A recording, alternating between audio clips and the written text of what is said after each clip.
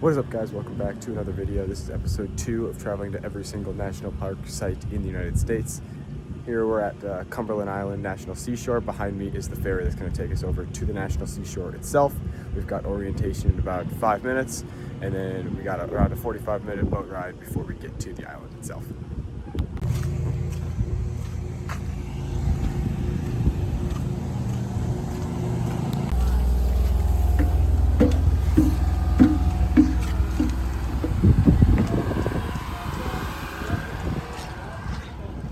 Cumberland Island is the largest barrier island in Georgia and protects more than 30,000 acres of beaches, maritime forest, and salt marshes. Despite a majority of the island being owned by the National Park Service, a small portion of the middle and upper area is privately owned, with around 1,000 acres or 3% of the island falling into this category.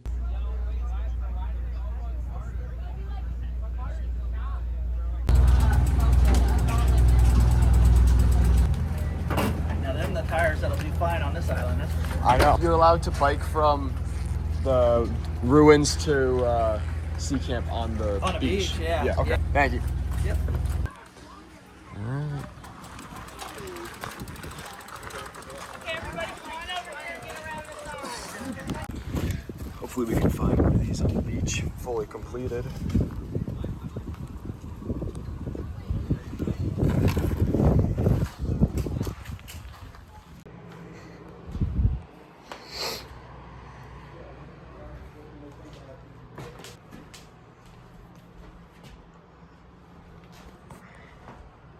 All right, so we've officially made it to Cumberland Island National Seashore.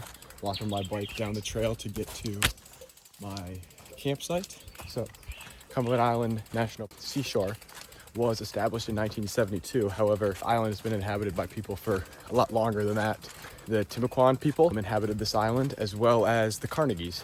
Mainly Thomas built some large mansions on the island. Some of them are still in operations, others are abandoned. I'm gonna first drop my tent and my pack off at the campground. The island is about 14 miles long, so my goal is to be able to bike all the way to the northmost part of the island.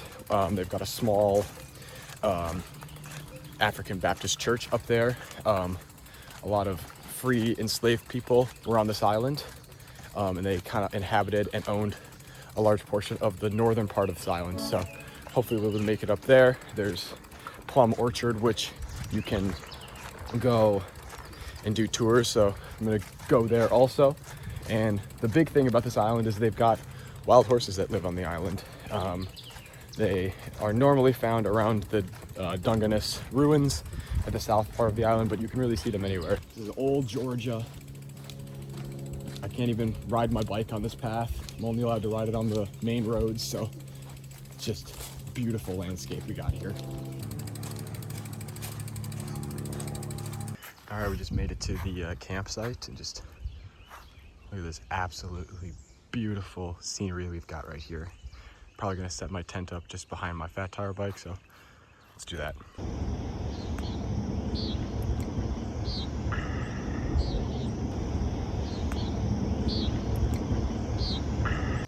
All right, tent has all been set up. I got my backpack all ready.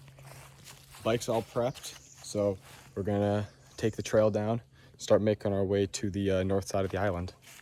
All right, so we're currently at Sea Camp. This is where the boat dropped us off, and we're gonna first head down here to the Dungeness ruins, and then make our way up this trail to the Plum Orchard, which we have a tour at 2 o'clock there, and then continue all the way up here to the settlement, which is the first African Baptist church, and then head all the way back down to Sea Camp for sunset. One other thing I forgot to mention was that only around 50,000 people visit this island every single year. That means that at any given day there's only about 300 people on this island. That's the max cap that they give per day. Only 300 people are allowed to visit this island, which then allows it to look so pristine like this, and you're able to walk around and not be crowded by a lot of people. The southern portion of the island is going to be a lot more inhabited because that's where the boats are launched from. But once you make it out farther into the north part of the island, I doubt you're going to see very many people.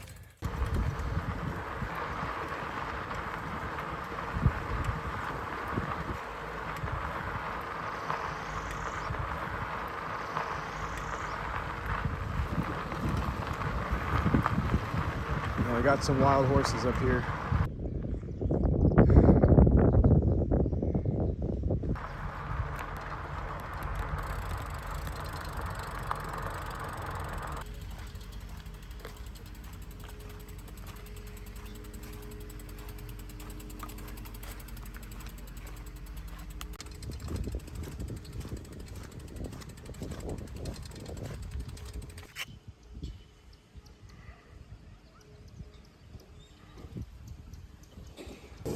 Well, this is the Dungeness ruins right here. Massive building. Clearly the horses don't really care about the guy mowing the lawn in front of them, but got multiple of them.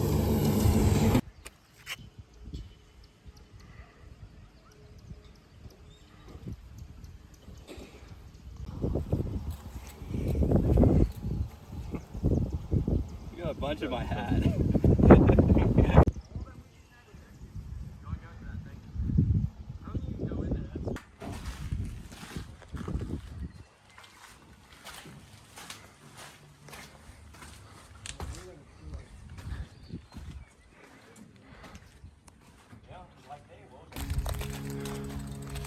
Got some water tower foundations.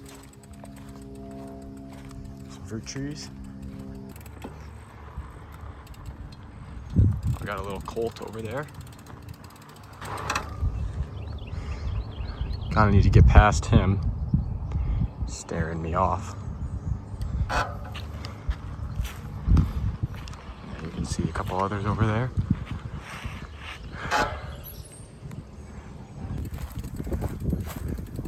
Old ice powerhouse.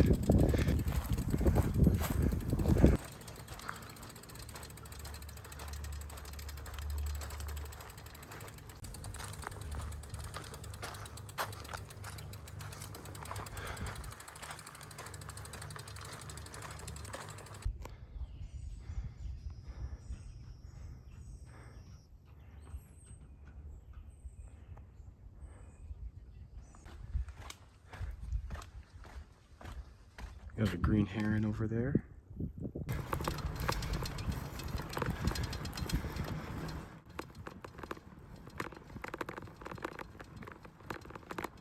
We made it to the Atlantic Ocean.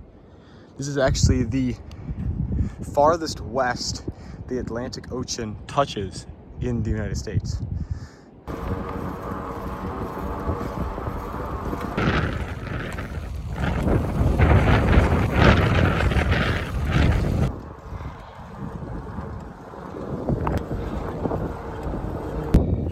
Here's a pretty large one, fully complete. So cool. Those guys are millions and millions and millions of years old, older than trees, which is crazy. They're actually not even crabs. They're more closely related to spiders, and unlike all other blood, their blood is blue rather than red. Our blood is has iron in it. However, theirs is not. Theirs is with copper, which is super crazy that they evolved that way, which makes them super important in the pharmaceutical industry for that type of property that they have. We got two oyster catchers there with their chicks following behind them. All right, there's the end of the biking area on the beach. We're back to a sea camp where my tent is set up. So far, the bike is definitely the way to go to see this place.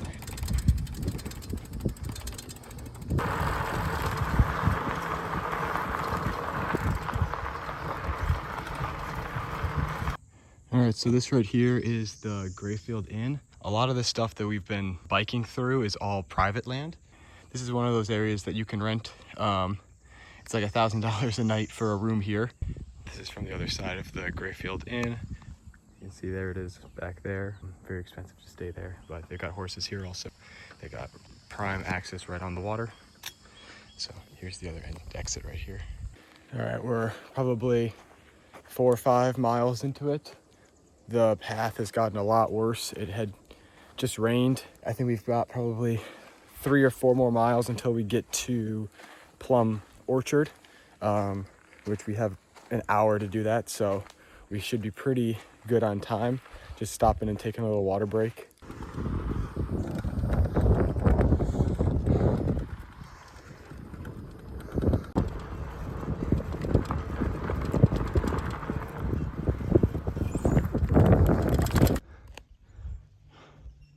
Got another swallow-tailed kite. This is just off the main trail. This is Stafford Cemetery, just off of the path a little bit. Just coming around the corner, this person's got a airplane parked outside their house.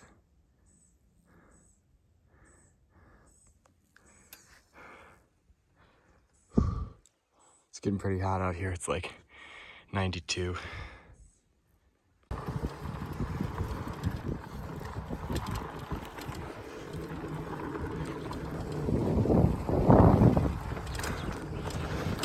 Dude had a bunch of horse skulls on his fence.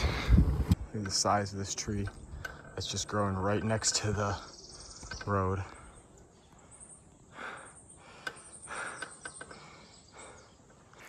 I was wondering when we were gonna see an armadillo.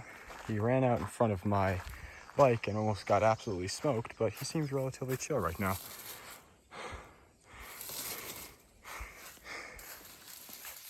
Yep, there he goes.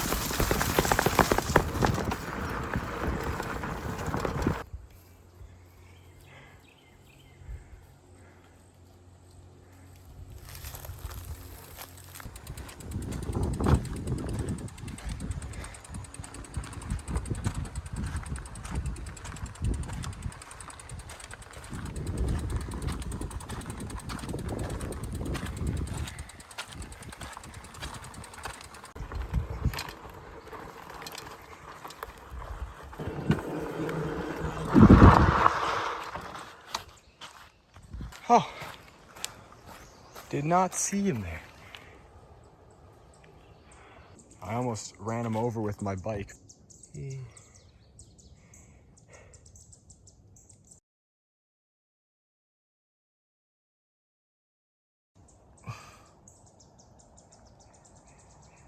Heck?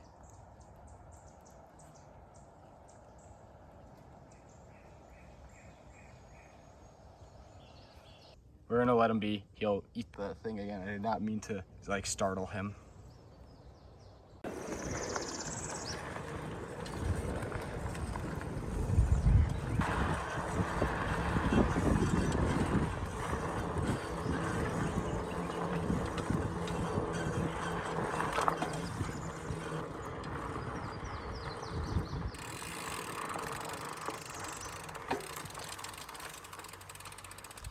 Currently, I am the only one at the Plum Orchard.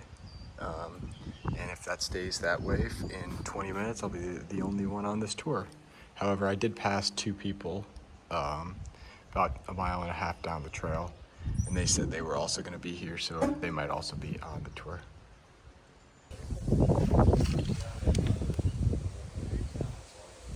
The park stamp. I talked about, and this was actually 2 rooms. There was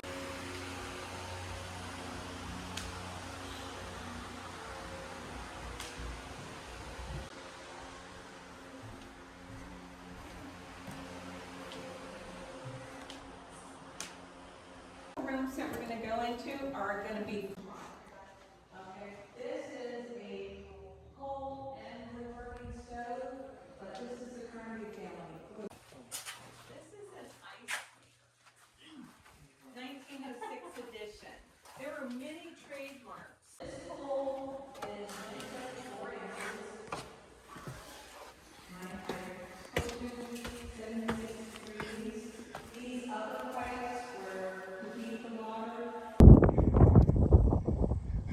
Well, it's been a couple miles since we left the plum orchard, and still have probably 3 miles left to get to this First African American Baptist Church at the far end of this island. The path has also gotten a lot worse, so that's why I'm not filming, but I'll start filming again when we actually make it there. We made it to the north part of the island.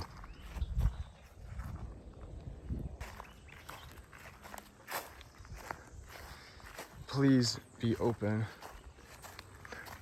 One of the rangers said that sometimes this door is locked.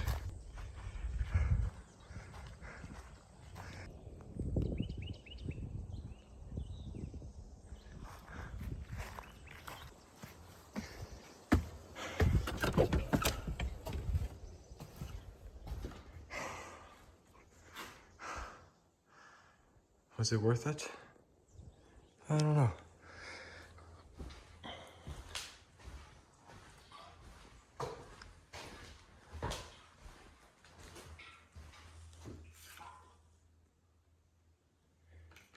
It's kind of creepy.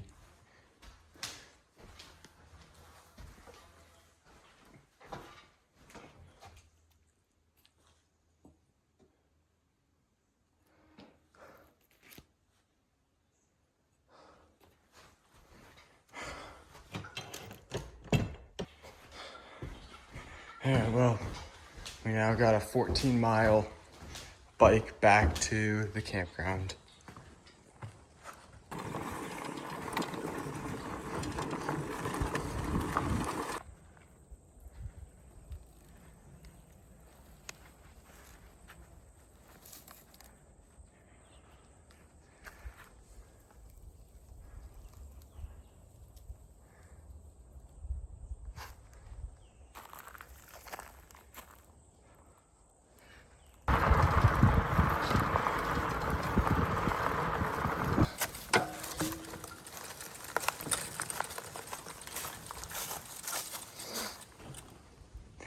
Alright, just made it back to camp. I probably did 28 miles of biking. And it is 6:11, so I'm gonna start making dinner.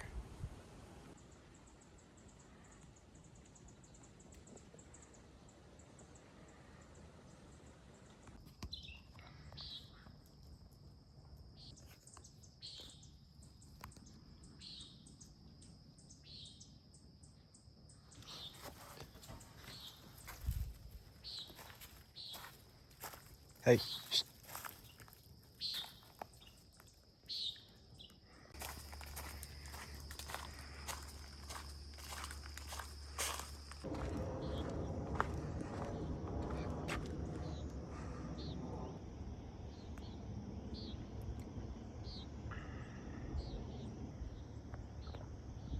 I literally have this entire beach to myself for sunset. Unfortunately, there's no horses on the beach right now, but it still is extremely beautiful just to be out here by myself.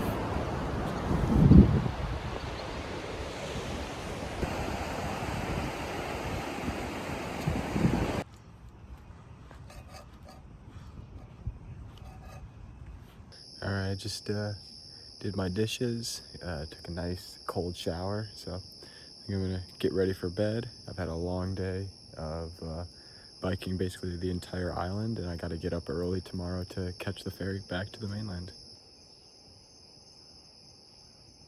Good morning. Just woke up. It's currently 6:15.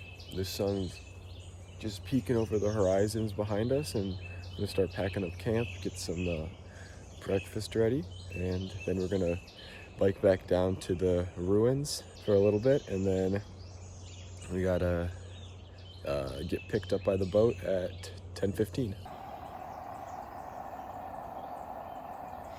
Prior to the Carnegie's involvement on the island, Revolutionary War General Nathaniel Greene received land on the island in 1783 as payment for his military services. His widow would later establish the original Dungeness plantation on the south end of the island. In the early 1800s, the Green family would then build the Tabby House, which is the oldest structure still standing on the island.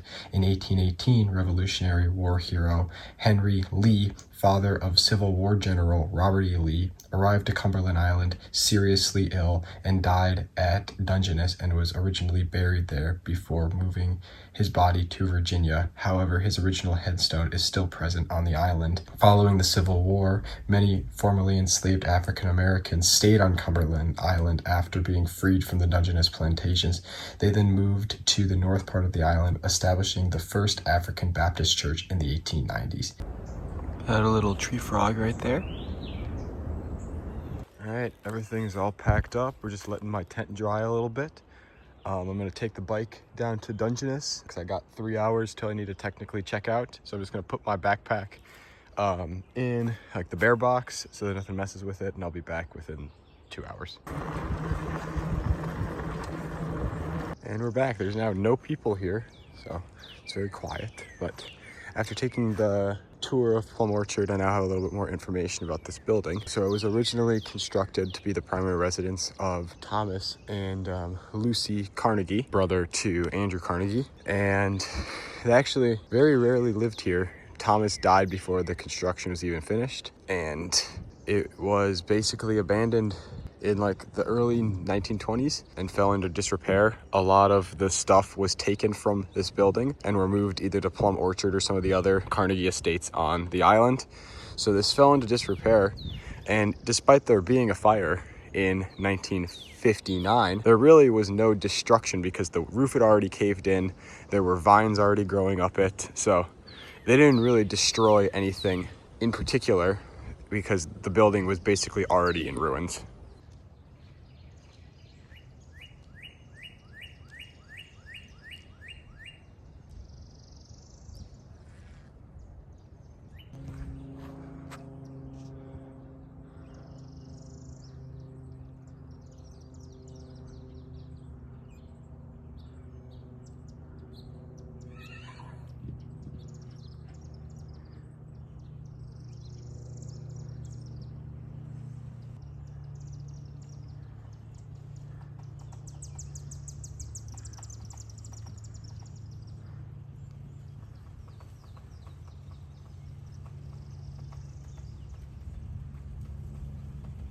Not expecting to find a baby alligator on this island either, but this is the old duck pond of the Dungeness ruins. This is the same place that I was yesterday, and you can clearly see how much the tide shifts in these areas. This was all completely exposed. You could see all of the mussels and clams in the water, and now it's completely up to the dock. Also got a nice Nhinga here, just chilling, giving me space. Yeah.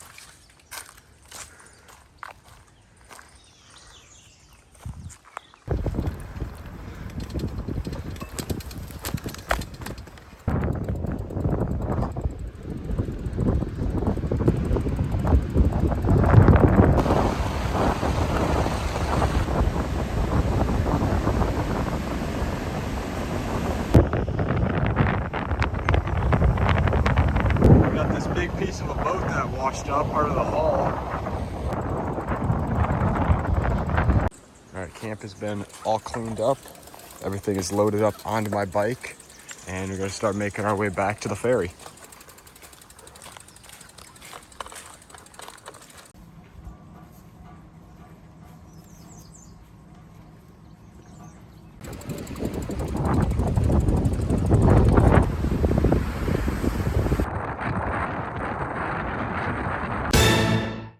For scenic value, I gave it a 10 out of 10. For biodiversity and wildlife, I gave it an 8 out of 10. For cultural and historical importance, I gave it a 9 out of 10. For recreational opportunities, I gave it an 8 out of 10. For accessibilities, I gave it a 7 out of 10. For visitor experience, I gave it a 10 out of 10. For educational value, I gave it a 9 out of 10. For a wow factor, I gave it a 10 out of 10. This place was absolutely beautiful, and after leaving it, the best way I could describe it was a mixture of Assateague Island in Maryland, combined with the atmosphere of the TV show Outer Banks and a Gilded Age museum all rolled into one. And after tallying up the scores, it got a 71 out of 80, putting it in A tier and first place. Thank you guys so much for watching this video. I hope you enjoyed. Don't forget to leave a like and subscribe.